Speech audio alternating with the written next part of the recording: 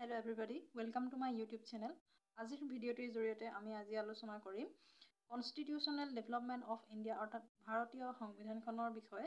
এই সংবিধানখন কেতিয়া গঠন হৈছিল বা কোনে কোনে গঠন কৰিছিল এই ধৰণৰ কিছুমান বিশেষ টপিক লৈ আহিছোঁ। গতিকে ভিডিঅ'টি অতিকৈ জৰুৰী হ'ব, বিশেষকৈ আহিবলগীয়া বা হ'বলগীয়া DME পৰীক্ষা বা এডৰে পৰীক্ষাৰ বাবে। গতিকে ভিডিঅ'টি শেষলৈকে চাব। মোৰ প্ৰথম পইণ্টটো হ'ল first meeting of constitutional assembly. আমাৰ যি সংবিধানৰ যি এছেম্বলি আছিল সেই প্ৰথমখন এছেম্বলি বা মিটিং কেতিয়া হৈছিল? 1946 চনৰ 9 ডিচেম্বৰ তাৰিখে হৈছিল। মনত ৰাখিব, বহুতেই জৰুৰী হয়। 1946 9 ডিচেম্বৰ, 9 ডিচেম্বৰ। আৰু কনষ্টিটিউচনেল এডভাইজাৰ কোন আছিল? BN ৰাও। BN ৰাও আছিল constitutional adviser. Okay, second point, first permanent chairman of CA. CA means Constitutional Assembly. যিজন পাৰ্মানেণ্ট চেয়াৰমেন আছিল সেয়া আছিল ডক্টৰ ৰাজেন্দ্ৰ প্ৰসাদ। স্থায়ী চেয়াৰমেন, যিজন ইণ্টাৰিম চেয়াৰমেন অৰ্থাৎ অস্থায়ী চেয়াৰমেন আছিল ডক্টৰ সচ্চিদানন্দ সিনহা। ভাইচ চেয়াৰমেন আছিল AC মুখাৰ্জী। AC মুখাৰ্জী। এই পইণ্টকেইটা অতিকৈ গুৰুত্বপূৰ্ণ হয়, মনত ৰাখিবলৈ যত্ন কৰিব। Indian constitution was adopted on. ভাৰতীয় সংবিধানখন গ্ৰহণ কৰা হৈছিল কেতিয়া? 26 November 1949। 26 November 1949। Since 2015 has been observed as Constitution Day. 2015 চনৰ পৰা 26 নৱেম্বৰ তাৰিখটো কনষ্টিটিউচনেল ডে হিচাপে পালন কৰা হয়। Duration of making Indian constitution.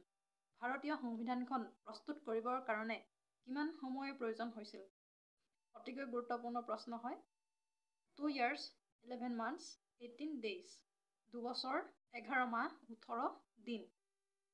Sorry.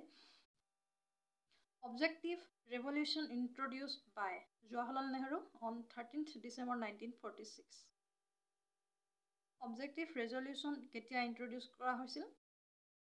1947 চনত 13 ডিচেম্বৰ তাৰিখে। আৰু কাৰ দ্বাৰা কৰা হৈছিল? পণ্ডিত জৱাহৰলাল নেহৰু। আৰু ৰেজলিউশ্যনটো এডপ্ট কৰা হৈছিল বা গ্ৰহণ কৰা হৈছিল 22 জানুৱাৰী 1947। 22 জানুৱাৰী 1947। Point number 6, total sessions during entire making of constitution. ভাৰতীয় সংবিধানখন প্ৰস্তুত কৰিবৰ কাৰণে বা প্ৰস্তুত কৰোঁতে কিমানখন ছেশ্যন হৈছিল? 11 ছেশ্যন, 11খন ছেশ্যন হৈছিল। 11খন মেল বহিছিল। মেল নহয়, মেল বহিছিল বা মিটিং বহিছিল। The present form of Indian flag adopted on. ভাৰতীয় যিখন ৰাষ্ট্ৰীয় পতাকা, সেই ৰাষ্ট্ৰীয় পতাকাখন কেতিয়া এডপ্ট কৰা হৈছিল বা গ্ৰহণ কৰা হৈছিল? 22 জুলাই 1947 চনৰ পৰা। 22 জুলাই 1947। অতিকৈ গুৰুত্বপূৰ্ণ প্ৰশ্ন, মাৰ্ক কৰি ৰাখিব। কনষ্টিটিউচন অফ ইণ্ডিয়া হেণ্ডৰিটেন বাই। ভাৰতীয় সংবিধানখন হেণ্ডৰিটেন বা হাতে লিখিছিল বা হাতে লিখি প্ৰস্তুত কৰি উলিয়াইছিল কোনে? প্ৰেম Behari Narayan Raizada. Prem Behari Narayan Raizada. Ashokan pillar adopted in the form of national emblem of India. ভাৰতৰ অশোক স্তম্ভ যি আমাৰ প্ৰতীক হয়, অশোক স্তম্ভ কেতিয়া নেশ্যনেল এমব্লেম হিচাপে গ্ৰহণ কৰা হৈছিল বা এডপ্ট কৰা হৈছিল? 26 জানুৱাৰী 1950। 1950 চনৰ 26 জানুৱাৰীত গ্ৰহণ কৰা হৈছিল। Drafting committee কনষ্টিটিউটেড on. Drafting committee যি খচৰা সমিতি আছিলে, সেই সমিতি কেতিয়া গঠন কৰা হৈছিল? 29 আগষ্ট 1947।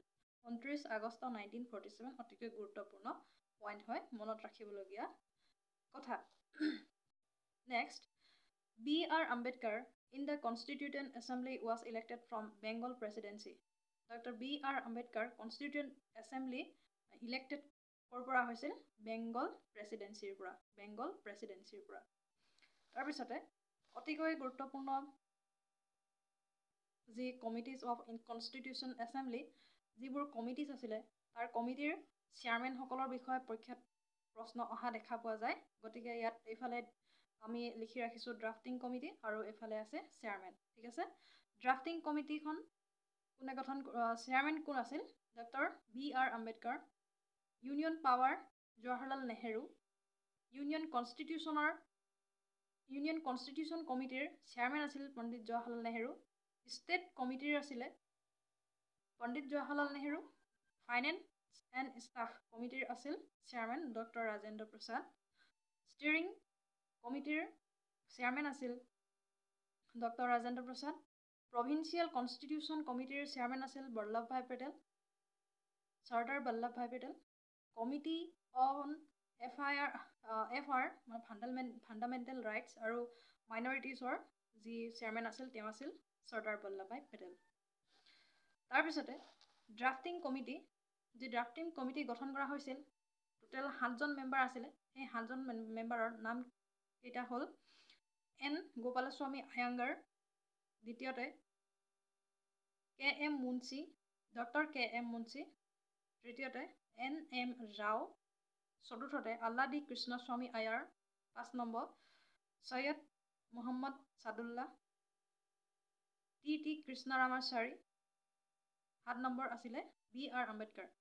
এই 7জন হ'ল ড্ৰাফটিং কমিটিৰ মেম্বাৰ আৰু চেয়াৰমেন আছিলে ডক্টৰ BR আম্বেদকাৰ। আৰু যি ড্ৰাফটিং কমিটি গঠন হৈছিলে 29 আগষ্ট 1947 চনত আৰু ফাইনেলাইজ কৰা হৈছিলে বা ফাইনেলকৈ এই কমিটিখন ফাইনেল কৰা হৈছিলে, বলবৎ হৈছিলে বা কাৰ্যকৰী হৈছিলে February 21 February 1948 চনৰ পৰা। ঠিক আছে, এই পইণ্টবোৰ আমি লুচেন জিকাৰ পৰা লোৱা হয়, গতিকে ইয়াৰ এটা কমপ্লিট ছিৰিজ আগবঢ়াম লুচেন জিকাৰ যিবোৰ ইম্পৰ্টেণ্ট পইণ্টছ আছে। গতিকে আপোনালোকে ভিডিঅ'টি চাই ছাবস্ক্ৰাইব কৰাৰ লগতে আমাৰ চেনেলটো ছাবস্ক্ৰাইব কৰি ৰাখিব আৰু শ্বেয়াৰ কৰি দিব। গতিকে ভিডিঅ'টি শেষলৈকে চোৱাৰ কাৰণে ধন্যবাদ।